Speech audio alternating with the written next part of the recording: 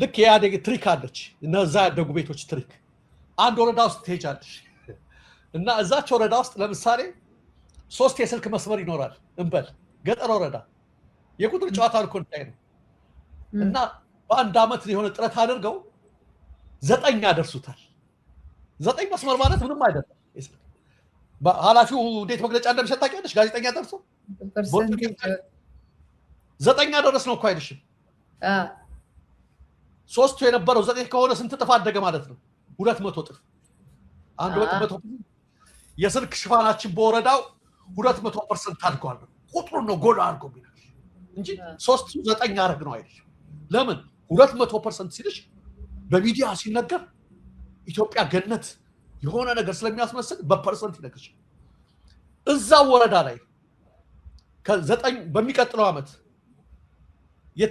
የተሰሩት አዲስ ስልክ መስመሮች 6ቱ ቢበላሹ እና አገልግሎት ቢጠፋ እና ሂደው ያ ጋዜጠኞች ቢጠይቁት እንደዚህ ነው የስልክ አገልግሎት እኮ ጠፋ በወረዳችሁ ይባላል ይባል ምን ያጋንናሉ 6 መስመር ላይ የተቆረጠው ነገና ከነጎዲያ የሚሰራ ነው ይልሻል ጥፋት ሲሆን በቁጥሯ ይነግሩሻል እንትናን አድርጓል ሌላ ሲሆን በፐርሰንት ይነግሩሻል ምን ልልሽ እንደሆነ ታውቂያለሽ የቁጥር ትሪክ ይሄን ይጠቀሙበታል ትናንትና በቁጥር ማምታታትና በጊዜያዊ ማደንዘዣ ሀገርን መምራት አይቻልም ብሎ ነበር ለምንድነው ዶክተር ደሳለኝ ይሄን ያለው ስንል እስኪ አንድ ቁጥር ጠቅሰዋል ጠቅላይ ሚኒስትሩና እሱን እንመልከተው በመንግስት መገናኛ ዛሬ ተጀመረ በቁጥር ማምታታቱ ስንት ቢሊዮን ተመልከቱት ተመልካቾቻችን በጣም ሌላ ደግሞ አይቼ ነበር ተናድጄ ነው የተውኩት ሌላውም እንደሚል ታውቃላችሁ በትልቁ መንግስት ሚዲያ እመኑኝ እርግጠኛ ነኝ ኢትዮጵያ በፍጹም አትራበም ይላል ከዚህ በላይ ሰው ራበኝ እያለ ተናደድኩ በቃ ሰው እኮ ተራብን እያለ ነው እና ኢትዮጵያ በፍጹም ራብ አይነካትም ይላል በትልቁና ያብይ ንግግር እሱን ተውኩት በቃ ለምን ስለሚያበሳጭ በጣም የራበውን ሰው በፍጹም አራብህም ስትል በጣም ያን ስለሚያናድድ ማለት ነው ይሄን ደግሞ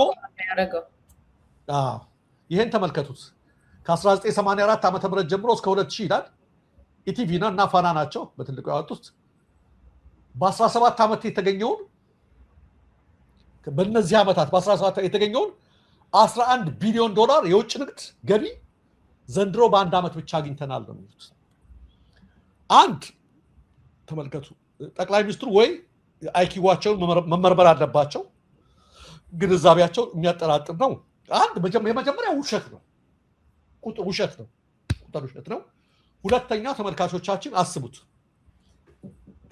በ1984 ዓመተ ምህረት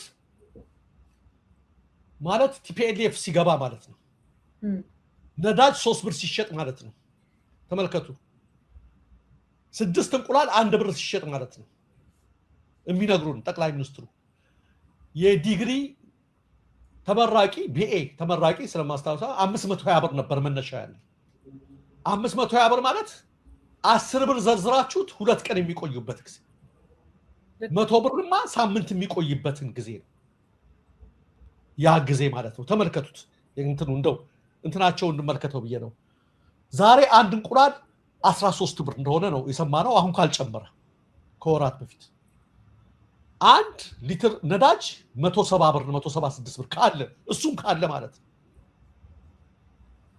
አንድ የቢኤ ተመራቂ ምናልባት 14000 11000 ብር ያገኛል አሁን ያኔ 520 ብር ነው ያልኳቸው በገበያው እንትለኩት ብዬ ነው ዛሬ 11000 ብሩ በሱ ነው ስለሚቀልህ ማለት ነው ለቤት ኪራይ ሞላለትም ደና ቤት ልከራይ ካለ ማለት ነው ለቤት ኪራይ ሞላም ምናልባት ቤት ኪራይ እንደው የ7000 6000 ብር ካገኘ በ4000 በ3000 ሊኖር አይችልም ለምንም አይኖርም ተራብን እያለ በየእንትኑ እያሳለፈ ነው ያኔ 520 ብር የሚያገኘው ሰውዬ ቤት የሚከራየው ቆንጆ ቤት 70 ብር ነው አነስ ካለ 40 ብር ነው 100 ብር ካወጣ 150 ብር ካወጣ ቁርስ ምሳ የቀላ እየተጻፈ የሚበላበት አለ እስከ 200 ብር ካወጣ ምግቡን ቀጥ አድርጎ ይዛል ትራንስፖርት በቅርብ ጊዜኛ እስከምናቀው ድረስ መቲ ታክሲ 55 ሳንቲም ነበር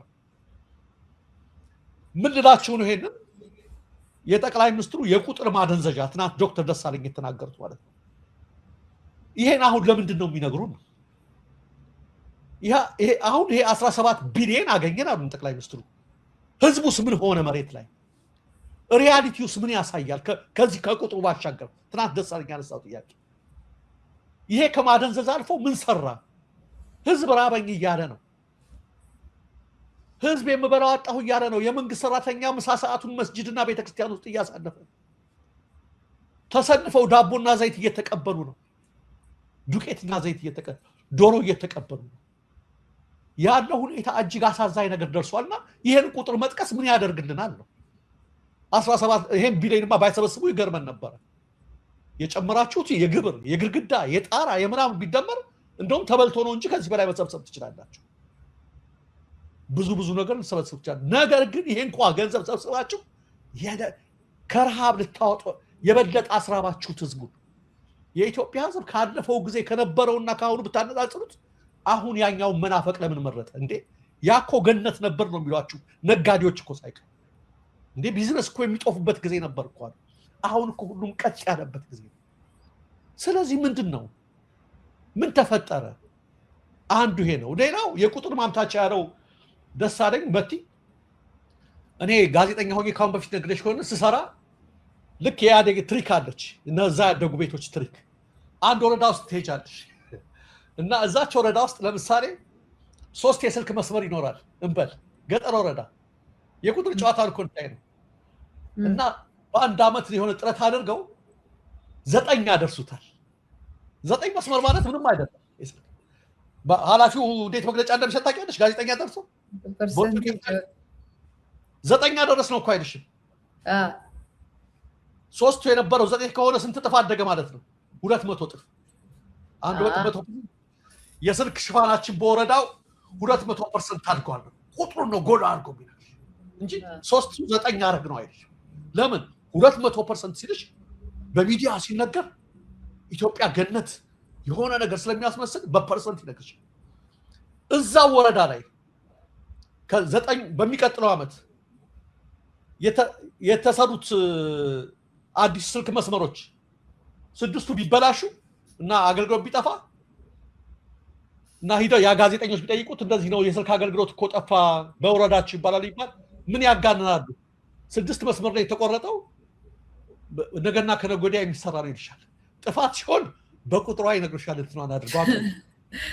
ሌላ ሲሆን በፐርሰንት ይነግሩሻል። ምን ልልሽ እንደሆነ ታውቂያለሽ? የቁጥር ትሪክ ይሄን ይጠቀሙበታል። አንድ ወደ 2 ካደገ አንድ መስመር ስንት ነው? 100% ነው አይደል? በፐርሰንት ሲሆን እንዲህ አይነት የማጭበርበር ኢትዮጵያን ገነት የማስመሰል ያጭበርባሪዎች ጨዋታም አለ። እናውቀዋለን ይሄን።